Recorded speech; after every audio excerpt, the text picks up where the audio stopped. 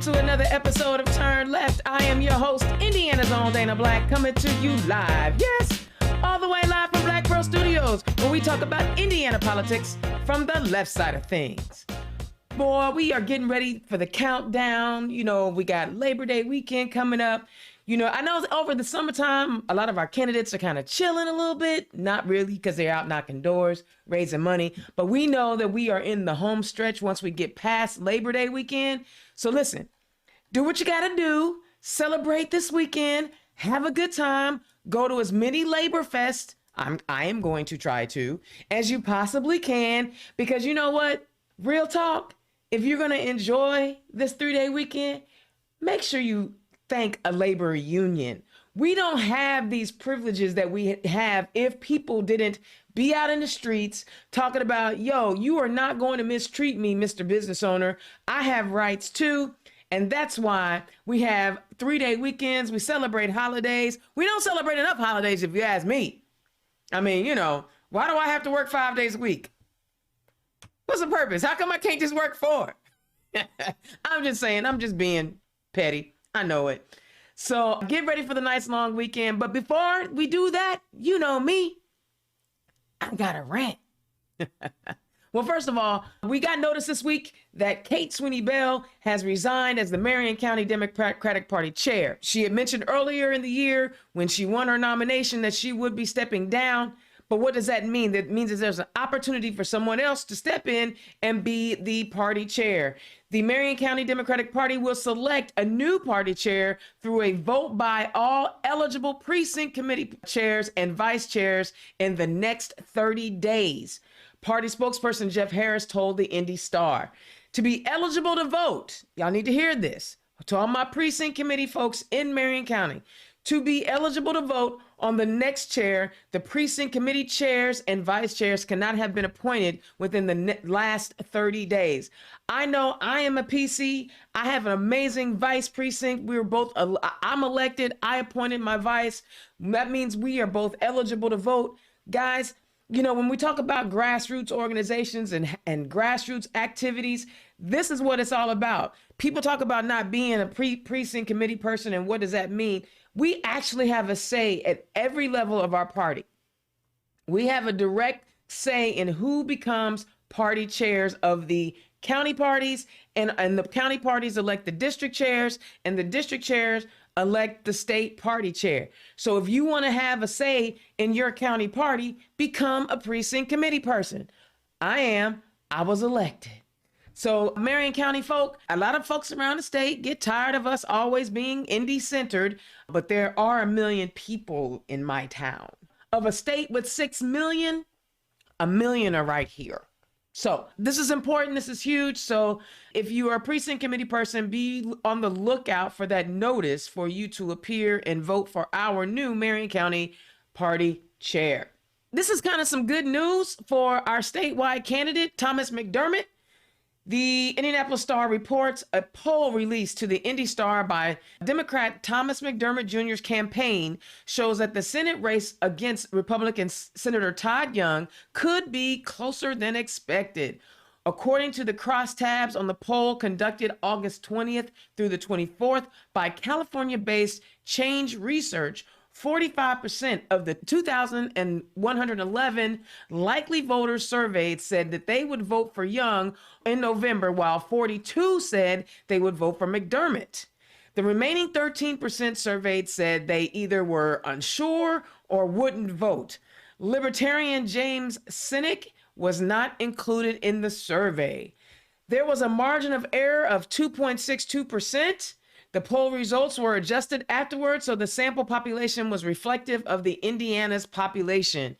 Young's campaign, of course, said that they questioned the validity and the methodology of the poll, primarily because it was conducted online. Well, dog, that's where everybody is.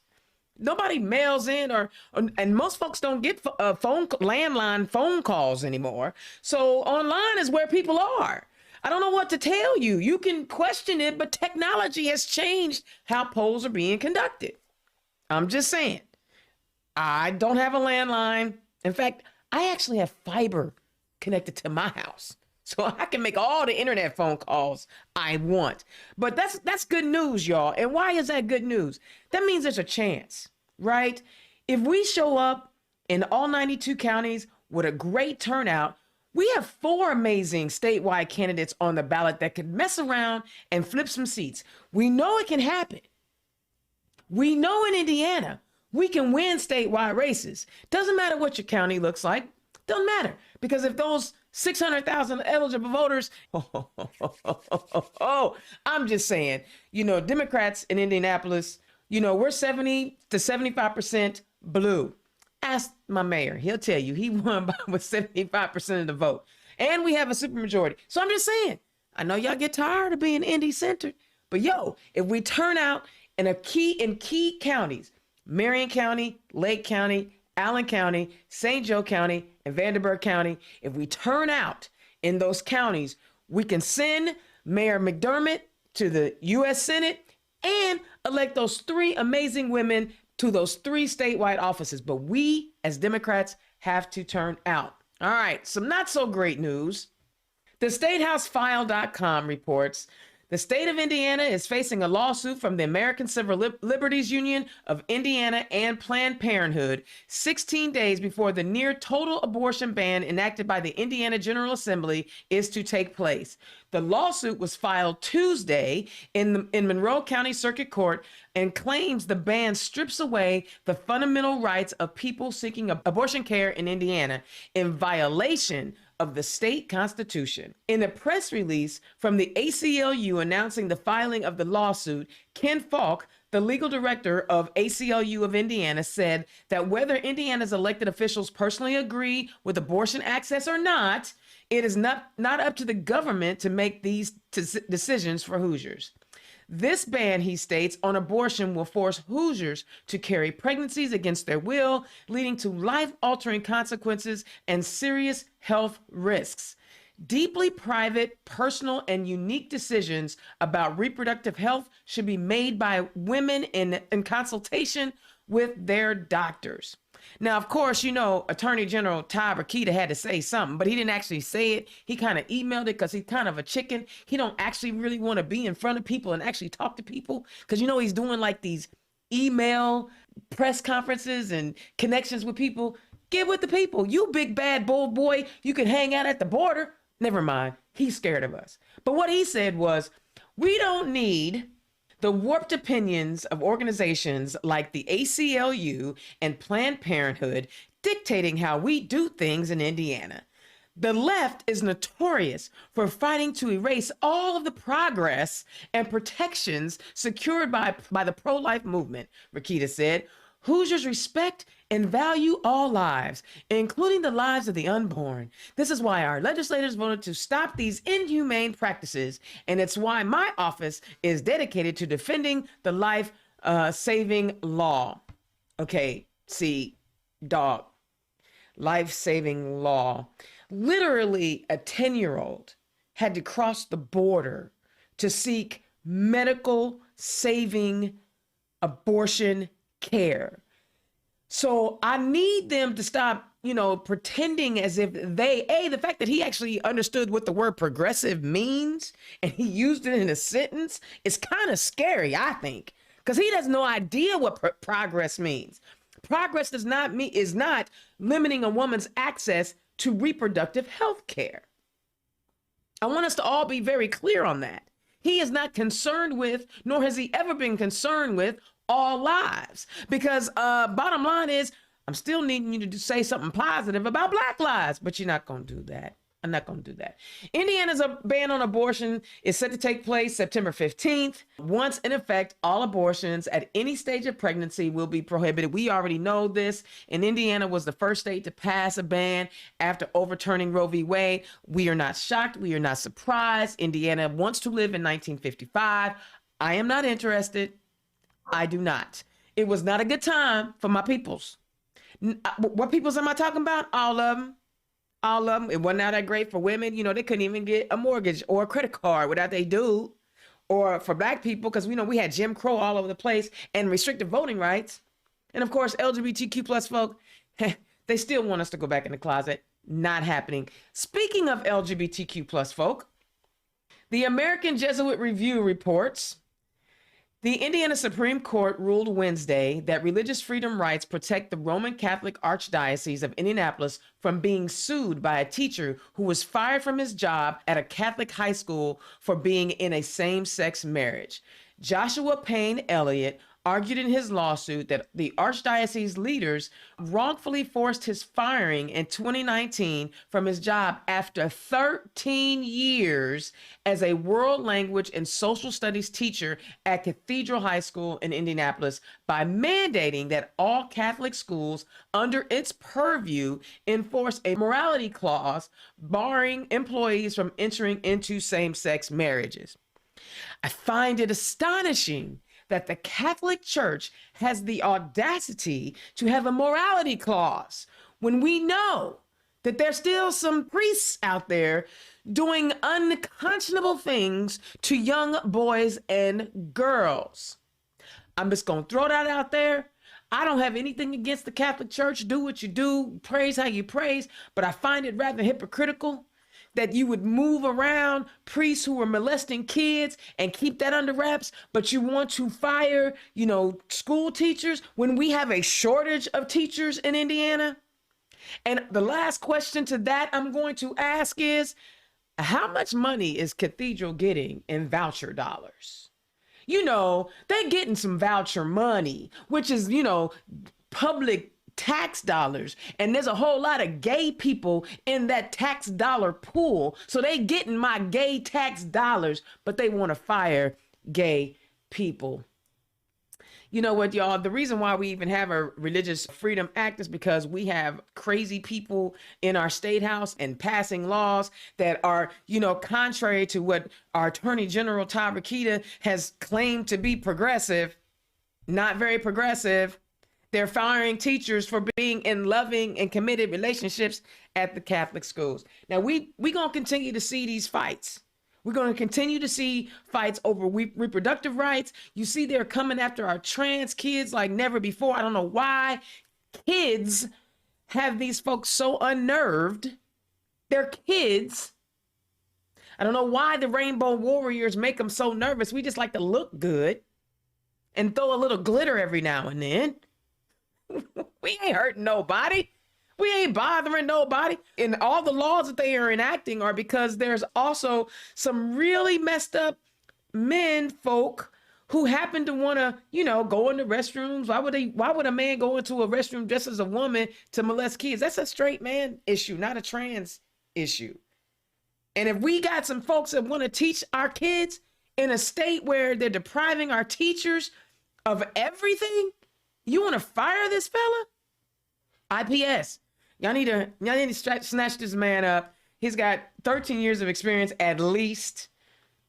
Put him in one of our classrooms. We'll take him at IPS. All right, that's my rant because I want to make sure that we have some time for my great, great candidates tonight. I love it. And shout out to Christine Bohm in District 3, who's turning out candidates left and right. I'm telling y'all, Christine Bohm up there, District 3 chair, in conjunction with my guy, Derek Camp over in Allen County. They are doing amazing things in our second largest city, third largest county. That district has shown up and shown out by making sure that we have candidates on the ballot. So shout out to District 3. But first, my first guest, I'm going to go in alphabetical order. He is looking to be the second John Bartlett in the State House. Y'all give it up to my friend from Blackford County, John Bartlett, running for House District 33. John, welcome to the show. Thanks, Dana. It's been a while since I got to see you. Well, I guess we saw each other at the convention, didn't we? Yeah. But, yeah. Well, it's always good to see you, and I'm glad to see that you're in good health and all that good stuff. And next up, because you know what, being elected at all levels of government is crucial. Allen County is again clouding. Y'all give it up for my second guest, Kevin Hunter, who is running for Allen County Sheriff. Kevin, welcome to the show. Thank you for having me, Dana. This is really a pleasure to be on your show, and it's good to talk with you again. I love it. I love it. And guys, congratulations on coming through on your primaries. It's never easy to be in a battle, but you guys did it, and I watched you guys from afar, and I'm loving everything that you guys are doing. So, but first, I'm going to start with John. John, tell the people who you are and where you come from. Well, I come from Blackford County. I live on my grandparents' farm that they purchased 70 years ago this year. I grew up over in Randolph County, which is in the corner. But in the northwestern corner. So I had a Ridgeville address and a red key phone, and I went to Parker City to school, and I lived a mile and a half from Albany. So that little area there where no real place could claim me. I have deep roots here in the area. My ancestors, who I'll talk a little bit more about later, settled in Delaware and Randolph County in the 1830s and 1840s. So I've got very, very deep roots. I'm a multi-generational Hoosier in this particular area. So my district covers all of Blackford County, the southern 2/3 of Jay County, all of Randolph County, the eastern third-ish of Delaware County, plus one additional township, and then another township, one township, very small, very rural in Henry County. So it's a huge territorially large district. I'm everywhere, meeting myself, coming and going. I work in IT for a company down in Indianapolis, doing a lot of IT support, primarily from home now, since COVID. I have a family. My wife, Maggie, and I have 4 grown children. Wait, you got grown children? You look like you barely grown yourself, bruh. My youngest is going to be enough to drink this year in November.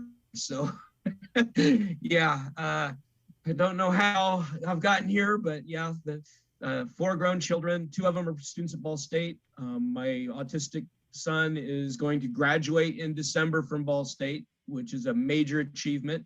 It's taken him twice as long to get through, but very proud, very happy that an autistic kid of ours is going to have a college degree in December. So very proud of him, and that's kind of who I am. So.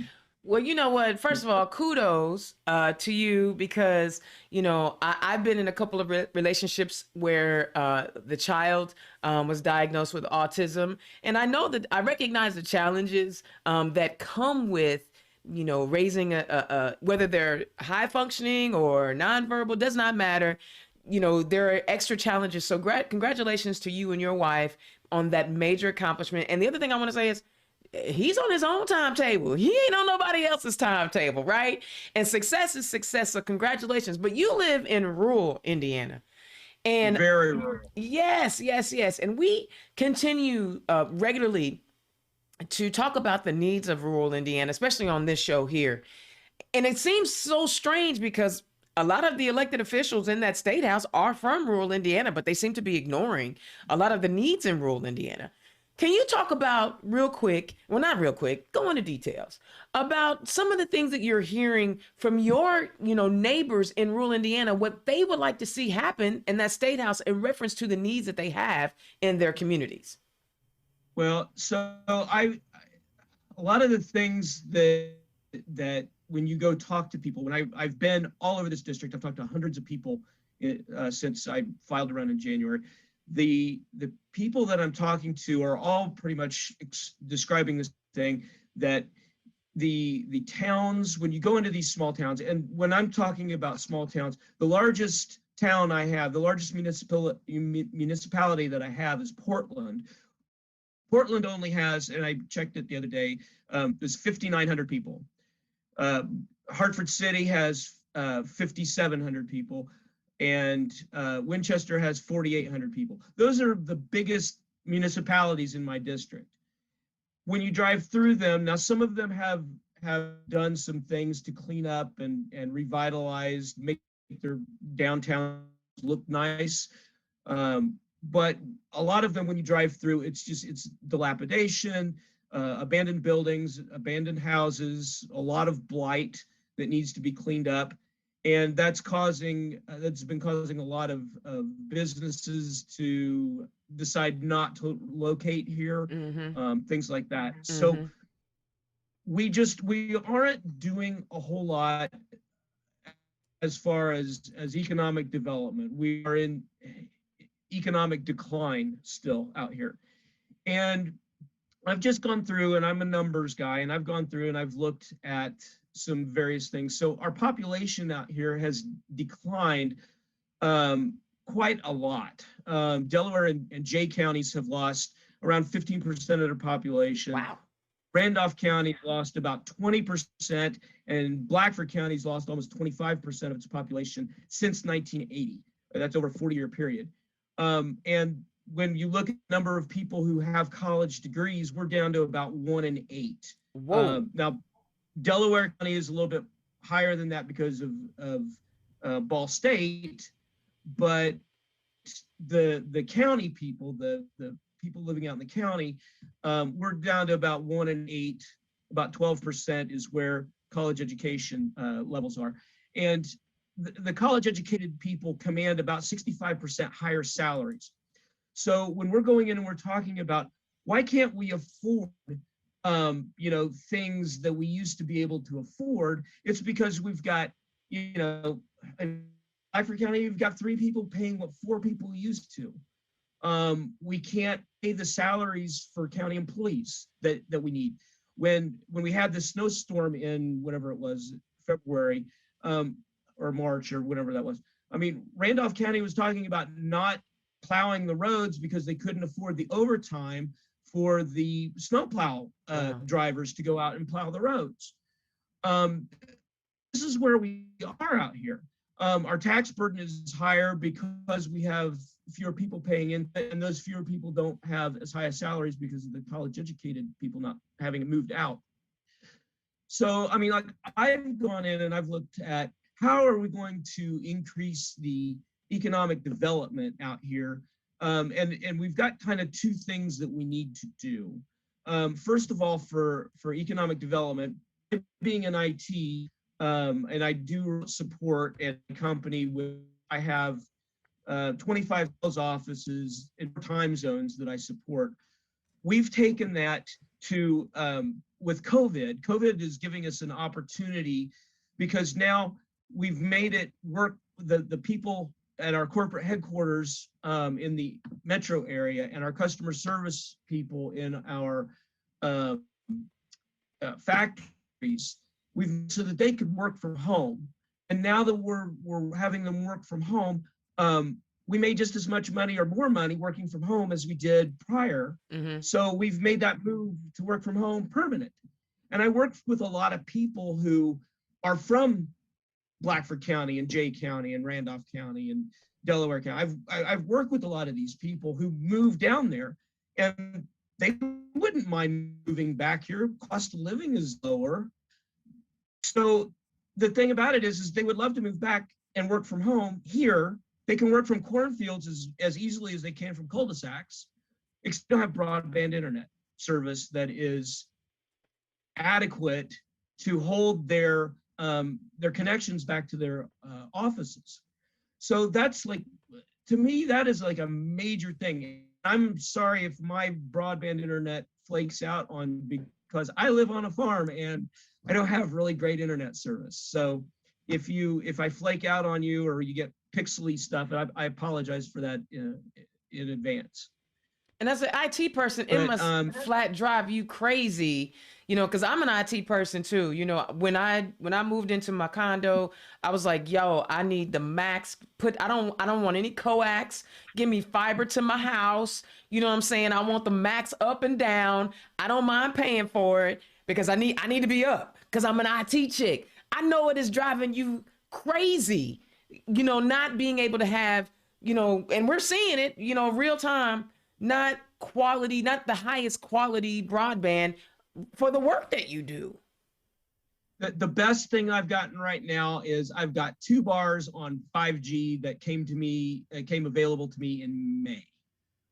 And Jeez. before that, it was before that it was 4G, and that was the best.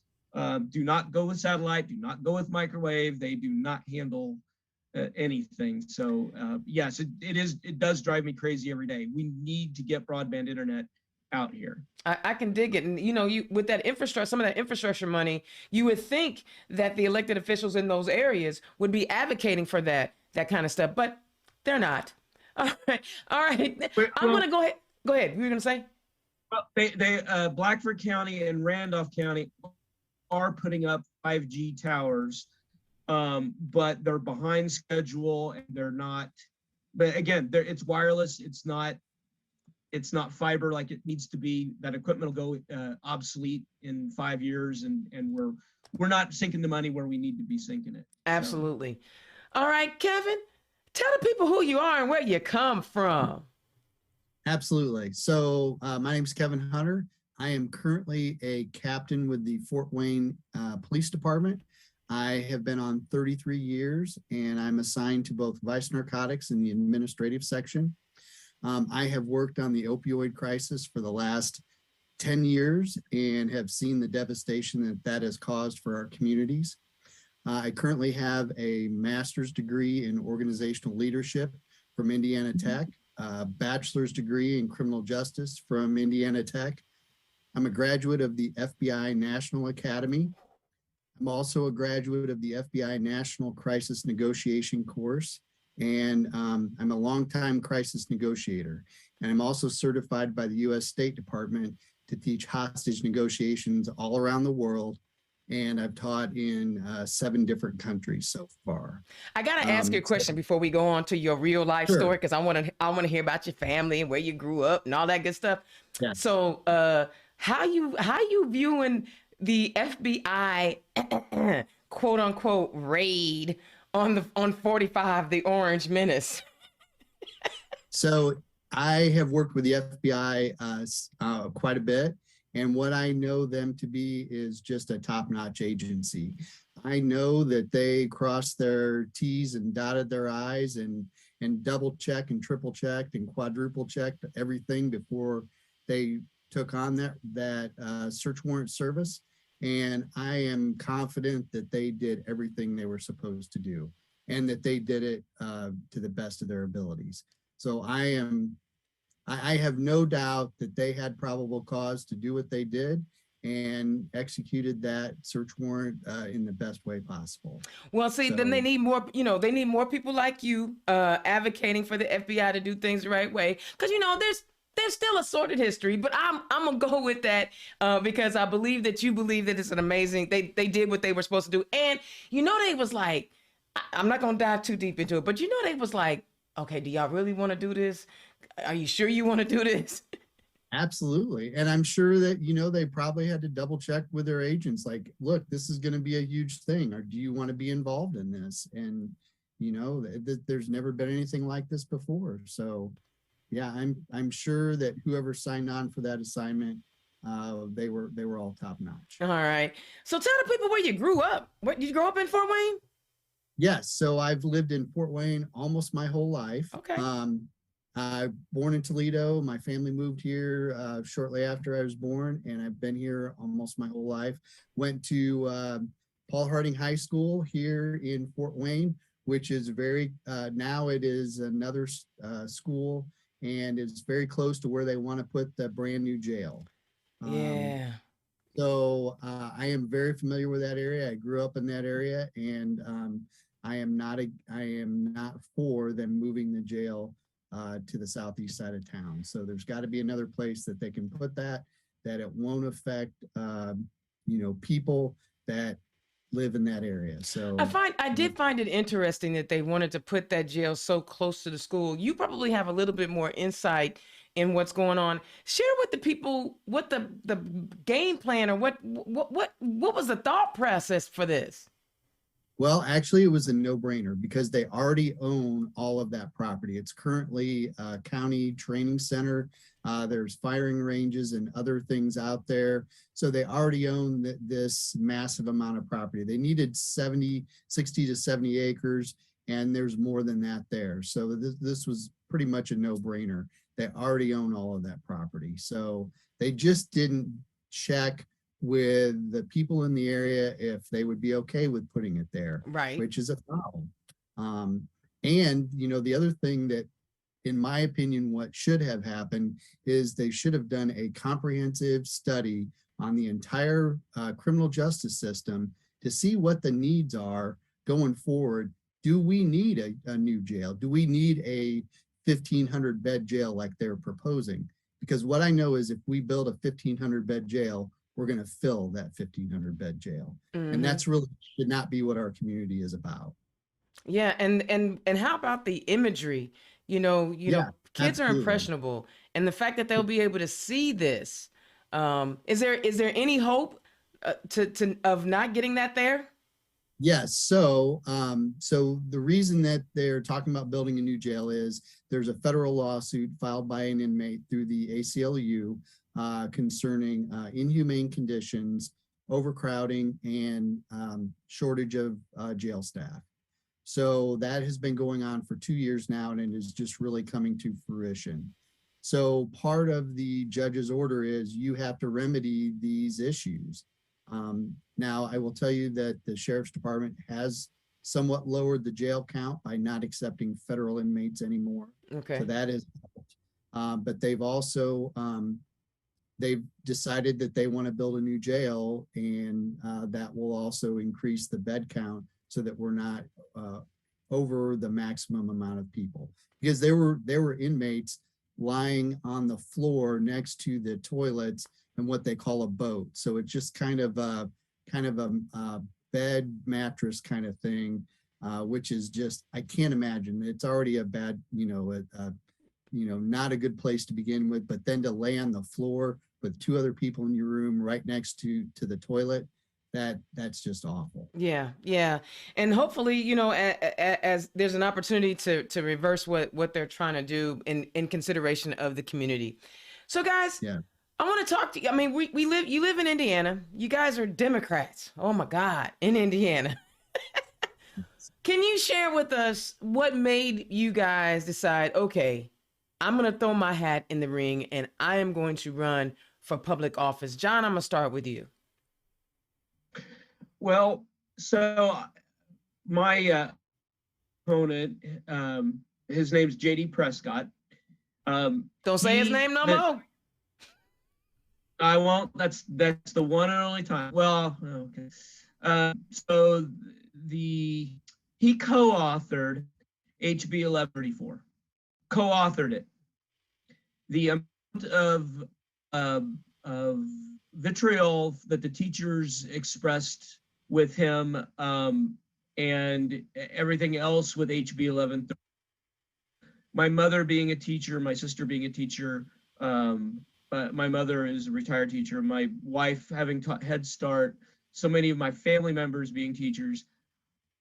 I couldn't imagine what was going through any of their heads other than it came from a think tank someplace and critical race theory. I'm so sick and tired of hearing about critical race theory.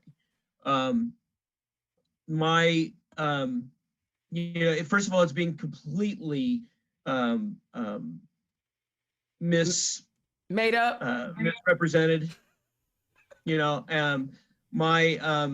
Like what I was going to tell you about. So I do genealogy for our family, and the Bartletts who moved to Delaware County in the 1830s moved from Virginia, what is now West Virginia, and they left behind slaves.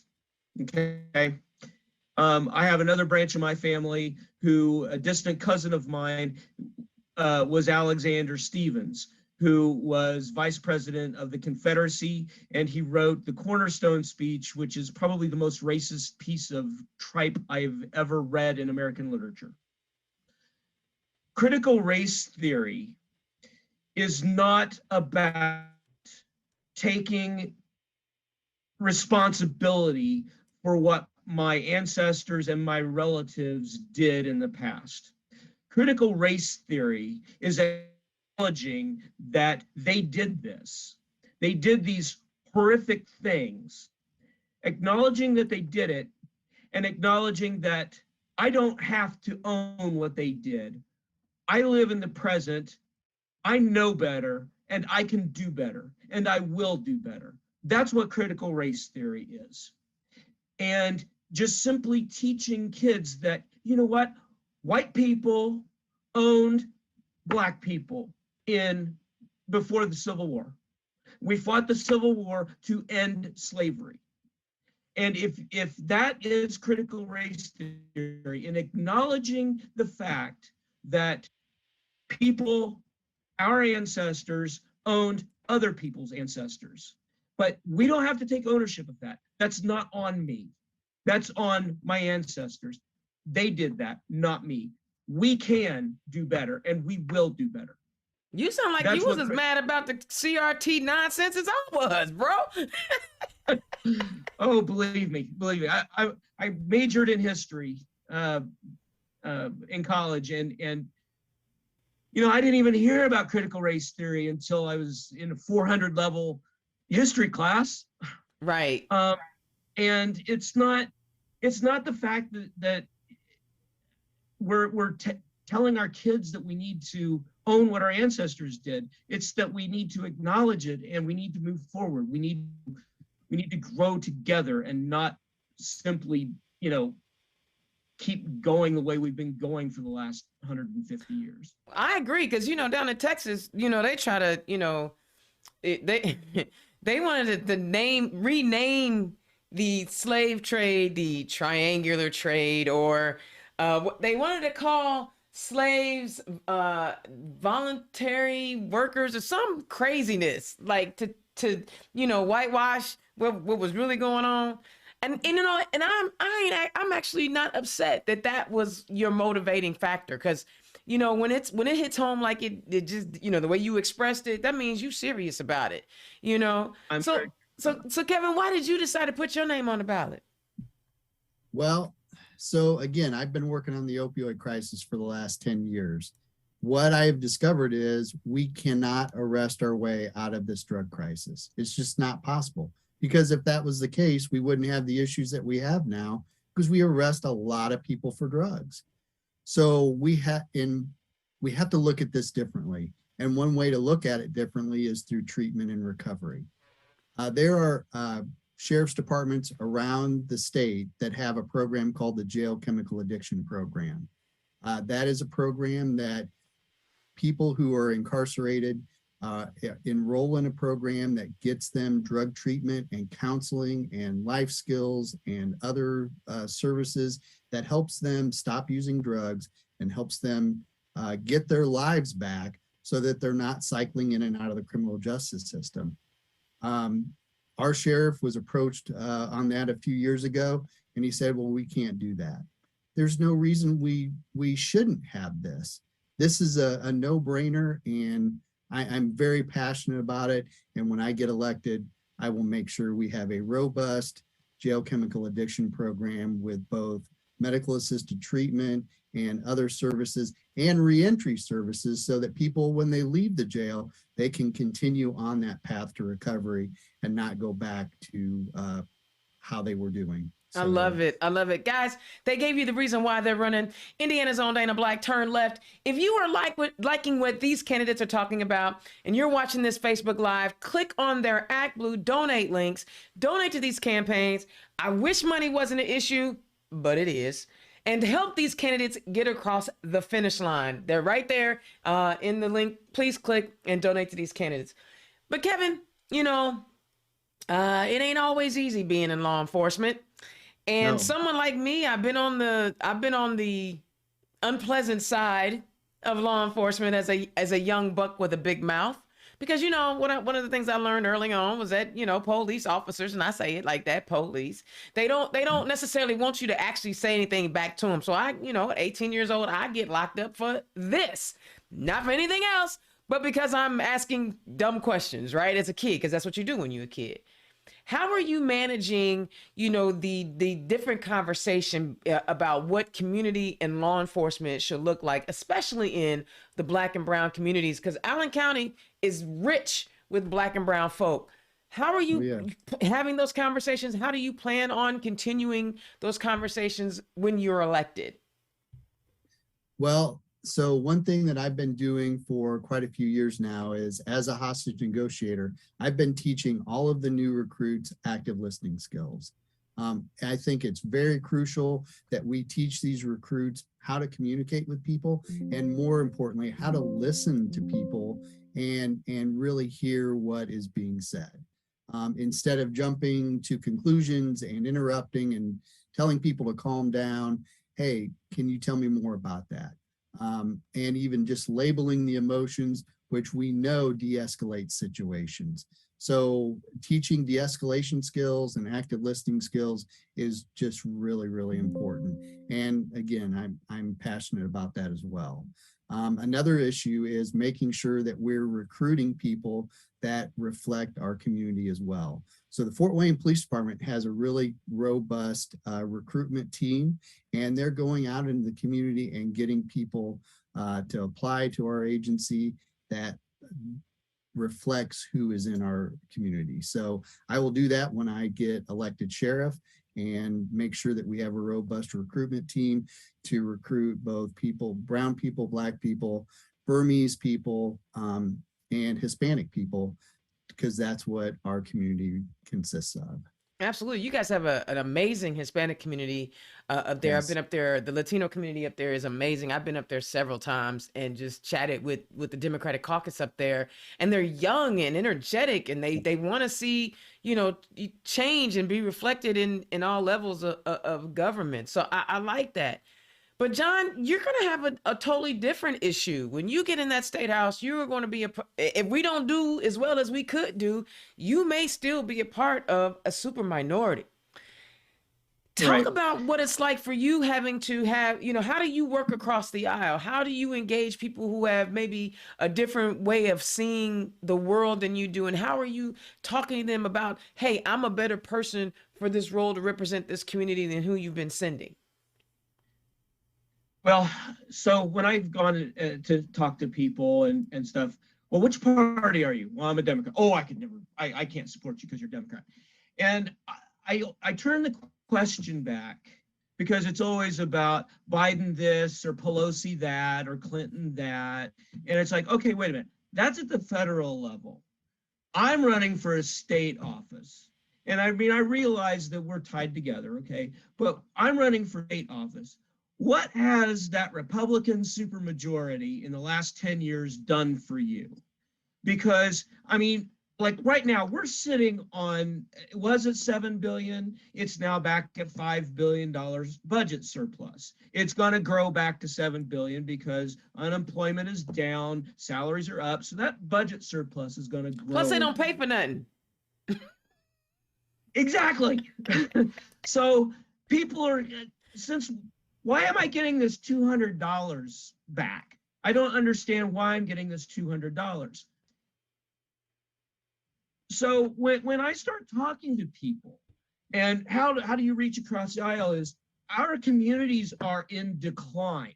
You don't understand unless you live in it. And I don't know why the system was set up to favor rural communities. It was not set up to favor urban communities. From Jefferson all the way down. So the people who are showing up to the White House or to the legislature from rural communities, why do they not see the decline? Why do they not want to do anything about the decline? And that's what I want to take to them, is like, let's take some of this surplus and let's spend it. Kevin, you're talking about de-escalation training. How much does that cost? Can we spend some of the budget and give you the money for this de-escalation training? I've been so many of these communities I've been into, and we're talking. I talk to trustees and I talk to county councils, and our fire trucks are like most of these places have fire trucks that were built in the 80s. What? That's 40-year-old fire trucks that they can't find, that they're having trouble finding parts to keep maintenance up on. They are scared to death of riding out in an emergency run and have the fire truck break down and somebody die in a fire because we've got 40-year-old fire trucks. That's crazy. If you took $1 billion of that surplus, now I'm not saying to do this, okay, but if you took a billion of it, yeah, and an average fire truck is $500,000. If an average fire truck is $500,000, you can buy 2,000 fire trucks for $500,000. That's 22 fire trucks per county in Indiana. I mean, we can improve our communities. Let's dump it into rural broadband. Oh, you know what? Let's take $500 million of it. The study that came out last week showed that Indiana's public school teachers have, on average, adjusted for inflation, so the number's bigger, on average have gotten a pay increase over the last 25 years of $29 per week. Okay, let's take $500 million of that.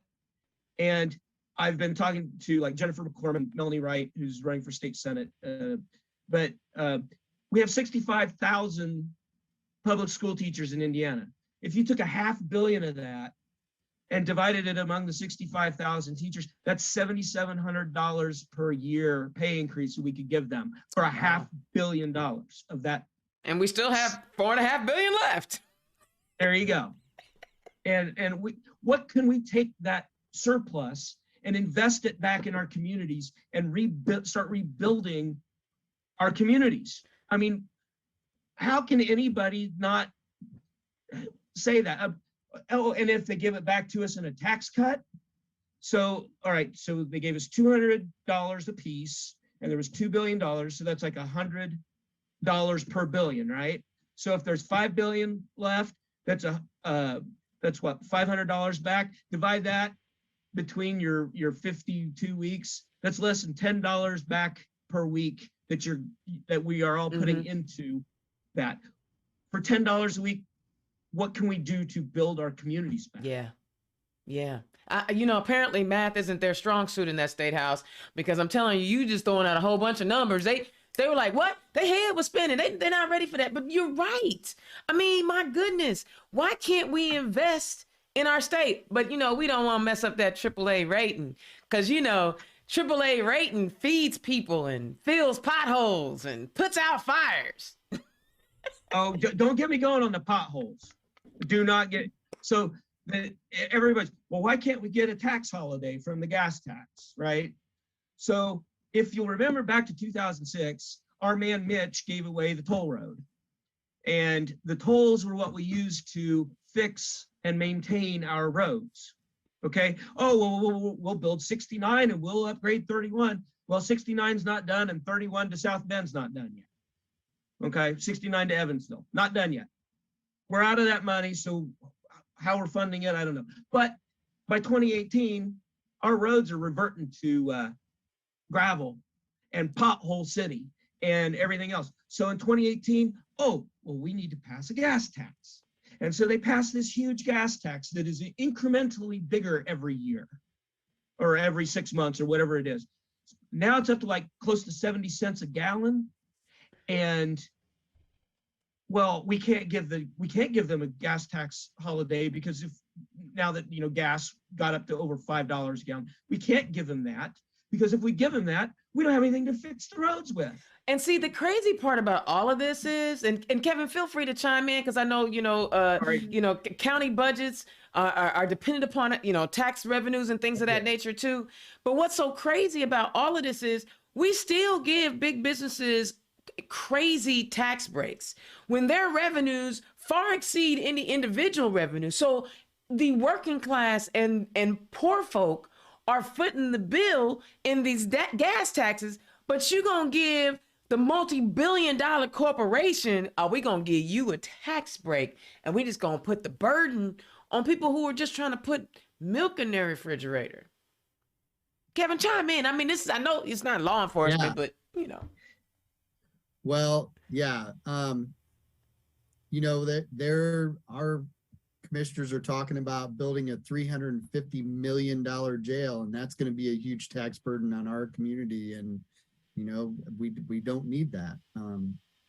So yeah, that's going to, you know, that we could use some of that money, that the surplus of the state to help cover that. I mean, that's something else we could think about. I feel y'all, man. And here we are I mean, you know, they like to pretend like we as Democrats, we don't care about taxes. Yeah, we do. We talk about, we can walk and chew gum. We can talk about tax and social issues because we're smart like that. So Kevin, you know, talk about, you know, you're running for office. You've been in place for 33 years. You know the city, you know the agency, you have all this amazing training. What are some of the other ideas? I know you talked about the opioid crisis and what that looks like. And I wish you had been around in the 80s for the crack epidemic. Because I'm certain there's been some people that have been real happy to see you coming. What are some of the plans? And talk about what you do in the sheriff's office, because I know it's different in different counties, and some of the plans you have moving forward. Well, one of the plans that I will make sure when I get elected, I'll make sure to collaborate with all agencies that are going to help us build our community and make our community safer. So public health, all of the federal law enforcement agencies, all of the other agencies, police agencies in this area, I will make sure that we're partnered with them, we're working together, we're not working in silos, and that we're making sure we're being very efficient in what we do. I know that's very important, and I've been big on collaboration my entire career because I know we can't do it all by ourselves. Right. And it does seem that law enforcement is typically siloed, and when you start working with other agencies, you can get more things done and you can help your citizens better. And when you're communicating with the community and you're talking about, you know, how you will be, because I mean, again, I'm a Black chick talking about law enforcement, so you already know. You know, emphasize for us the importance of that collaborative work with the different agencies and some of the things that you would like to see the sheriff's department do. Well, certainly one thing that I'm really interested in is collaborating with public health, because what we know is we've got gun violence that is really bad in this area. We have shootings on a regular basis. We're not at record homicide levels, but we have been at record homicide levels before. So looking at the gun violence issue as a public health crisis is one thing that I would champion, and partnering with public health to get that message out and talking with people about, hey, make sure that you store your guns safely. Make sure that, kids don't have access to these guns. Make sure that if there is a crime that's been committed, please, if you see something, say something, because that's how we solve these crimes. And gun violence, we need to stop that. You know, what's interesting, gun violence is unfortunately everywhere. I find it interesting that certain viewpoints suggest that it's only in urban areas. No, honey, because, listen, everybody talk about Chicago and their gun violence. Where do they get their guns from? You know, the constitutional carry state of Indiana. You know what I'm saying? It's like, if you put more guns out in the streets, you're going to have more gun violence. And I love that you are wanting to look at it as a health crisis when Republicans refuse to look at it that way, right? You know, the more guns, the merrier. So, they want to make sure that everybody's toting and packing, even those that shouldn't be. And that is of huge concern. I'm glad that you're on that. John? Yeah. What are... Dana, something here for Kevin. Several things that you've mentioned are because I'm in 5 counties. Okay, so I know 5 counties worth of sheriff's candidates, of Democratic sheriff's candidates, and you have expressed some things that all of them have expressed. De-escalation training, definitely a necessity. Yes. Drug rehabilitation and reform. I didn't mention it, but I'm for cannabis reform because my county or my district shares 35 miles of border the county where, or of a state where it's legal. Just hop across the border and buy cannabis. I mean, things like that. I mean, Lost I revenue. just want to, yes, revenue, tax revenue, regulation, everything that cannabis reform can give us. But I just want to compliment you and compliment all of the other sheriff's candidates, the Democratic sheriff's candidates who are advocating for that, because it's a very important thing to be, and I want to take those sorts of things to the State House as well. I love it. So I'm sorry, Dana. No, you're Go good. ahead. Hey, this is what this is about. It's about a conversation, and y'all both in District 3, so you know what I'm saying. I want to make sure everybody know that Christine Bone putting together stellar team. So you know you're gonna get a chance to go to the State House. First, talk about the three main issues. I know we talked about CRT made you want to run for office, but what are the three issues that you want to deal with, and what is the first piece of legislation you want to assign your name to? I think the first piece I've already kind of mentioned is I want to get broadband. I want to dump money into broadband and get us the ball rolling. It's not going to be a quick and easy thing, but the rural areas need to have economic development. That's the first part of it. The second part of it would be blight elimination and building newer homes to attract people, attract businesses to move back out to our small communities. That's the first thing. The second thing I haven't really talked about much here tonight is agriculture. We need to figure out how to work with the federal government and get the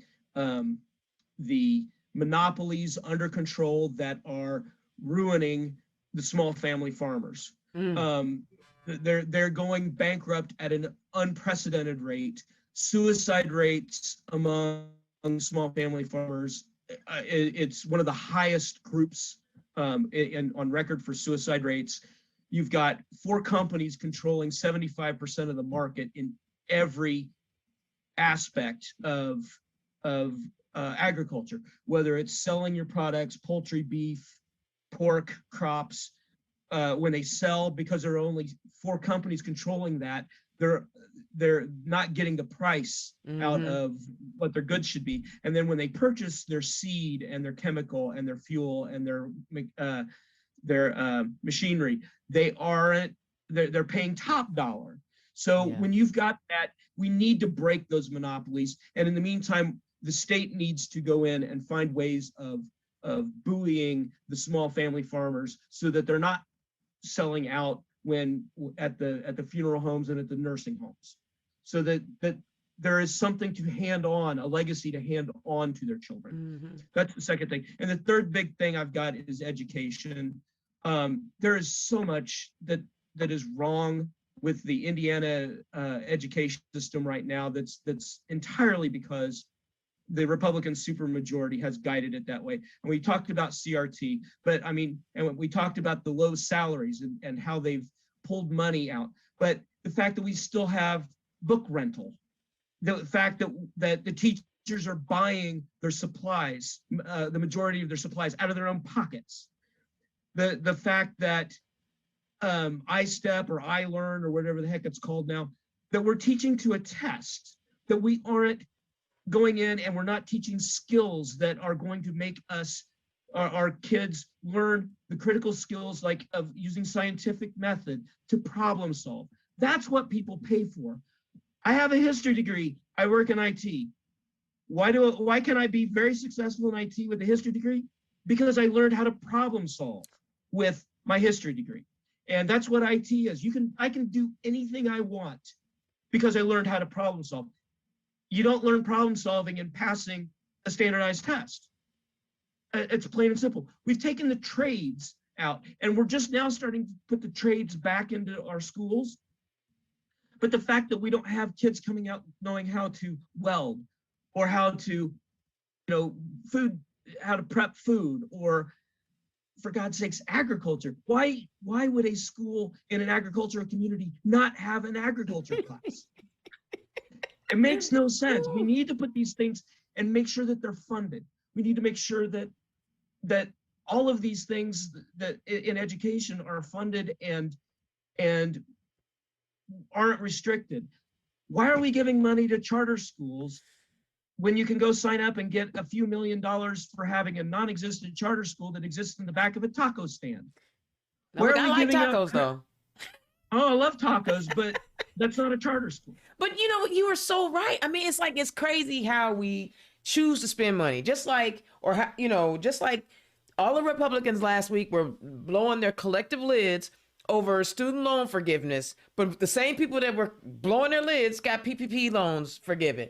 It's crazy, And I wish I knew what that magic phrasing was that would get people to understand that it's not about Jewish space lasers. It's not about stop the steal. It's not about an orange menace. It's about how you feed your family. It's how you earn a living. And these people don't want you to make that much. They want certain individuals to hoard it all. I wish I knew but that's why I say it's important to have Democrats like y'all, right? I don't mean no disrespect, but there are just some certain counties I'm not going to be very received in. So I need y'all. I need the John Bartletts and the Kevin Hunters of the world to go in those counties and talk to those people. I don't know why they're not receptive to it. Y'all, believe it or not, even though with us getting just a little bit of a late start, this conversation was so amazing. Our hour is up. I'm sick about it because I want to keep talking to y'all. But Kevin, give us your elevator pitch on what you say to folks when you're out knocking on doors so they know who you are. So my elevator pitch is I want to re-envision how we look at the jail and how we use the jail. We should be placing a jail chemical addiction program in our jail to help people with substance use disorder get the help and treatment they need so they're not cycling in and out of the criminal justice system. And it's going to help save taxpayers money in the long run. We should also help people with mental health issues in the jail, make sure they get the treatment and medication that they need so that they're not decompensating and causing further issues in the jail. Another thing is making sure that we're collaborating with the right agencies and getting things done because we cannot work in silos anymore. We've got to work with other agencies because that's what citizens require now. We should be working with other agencies. And the last thing is I'm going to make sure that we're doing robust community policing, that there's a county sheriff's officer connected to each community out in the rural areas so that they know who their officers are and they can contact them when something goes wrong. So making sure that we're communicating with the citizens we serve and making sure that we have that connection. Well, you know what? I believe you. And I tell you what, if I ever need security, I'm going to hire you away from Allen County Sheriff's Department because I'm going to need your backup. I would feel safe with you. Tell the people where they can find you, Kevin. So my website is kevinhunterforsheriff.com and all of my social media is at Kevin Hunter, the number 4 sheriff. And do you have any fundraisers or volunteer opportunities coming up? Yes, actually, you can go to my website and sign up for volunteer opportunities, and I would love that because things are really heating up now. So I'm going to need some help. Well, I'm excited for you. First of all, you got like the most chill personality. I'm be honest, we all have our biases, and I get that, and I'm still struggling with mine. You're like the nicest law enforcement officer I've ever met. You and Kerry Forrestall, Sheriff Forrestall here in Indianapolis. Y'all not like the other ones that I've encountered on the streets. I like y'all. Thank you. I like you too, and I would love to hang out with you some more. So. I love it. That's not true. I used to work with IMPD in their IT department, so I do have some. But you're like really chill. So I believe that Allen County will be in good hands. They elect you as their next sheriff. You, not that you need my endorsement, but I think I'm gonna donate to you later after I get paid tomorrow. All right, John, tell the people where they can find you. Okay, my website is Bartlett, Bartlett 4, and my English teacher would never allow me to put the number 4, so it's FOR, Bartlett4Indiana.org. and I'm on Facebook, and I don't do so much Twitter yet, but Get her going. Facebook. But yeah, I'm. You could look up John Bartlett. I don't even remember. But you have to be clear because there is another John Bartlett in Indiana who is an elected official. So yeah. John Bartlett for District 33. John L. Bartlett. I'm E. Bartlett. Love it. He's 95. I'm 33. If we both get elected, I think that's going to be the most fun thing ever. Having two John Bartletts who are both Democrats in the state house would be fun. But I ain't gonna lie, the funniest still is the John Ford in the Senate and JD Ford in the Senate. One don't like Rainbow Warriors, the other one is a Rainbow Warrior, and that's fun for me. So yes, two John Bartletts would be amazing. And do you have any events coming up, any fundraisers that we need to know about? Well, Saturday we go marching in the Montpelier Parade. Montpelier, Indiana. It's in Blackford County. They've got their jamboree this weekend. We're starting to go door to door. They're like farmland fire prevention and parade, and the Winchester Mardi Gras are coming up.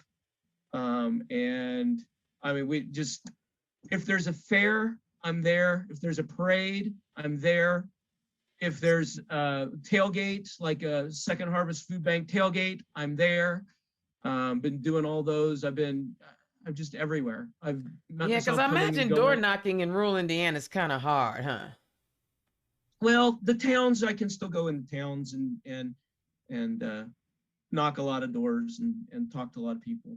So all right. Well, I got to go ahead and make sure I push the plug. If you haven't gotten your ticket yet, get your ticket to the Blue Bash for Allen County on September 9th. I will be there hanging out, doing what I do, which is talking crazy and hyping the crowd up. That's all I'm going to do. Walk around, talk, have fun. So get your tickets because they are doing great stuff up there. And also, I know that on September 19th, District 3 Chair is hosting an event. So get your tickets for that. And Christine Bone is hosting an event to support our 3 statewide ladies who are running for office. So get your tickets. Go hang out. It's going to be a fun time. And District 3 in Allen County, you guys are killing it. I want you to know you're killing it. And we see it all over the rest of the state. So keep doing what you're doing. Y'all, thank you so much for tuning in to Turn Left. As you can see, we have great Democrats all over, up and down the ballot, all over 92 counties. We can make a difference this election cycle. We just need you to show up and bring the energy that we brought tonight. We brought a whole bunch of funk tonight, so I need you to bring that energy too, all right? Indiana's own Dana Black, Turn Left. I will holler at y'all next week. Peace. Turn Left is the property of Black Pearl IT Solutions. Executive producer, Indiana's own Dana Black. Music by www.bensound.com.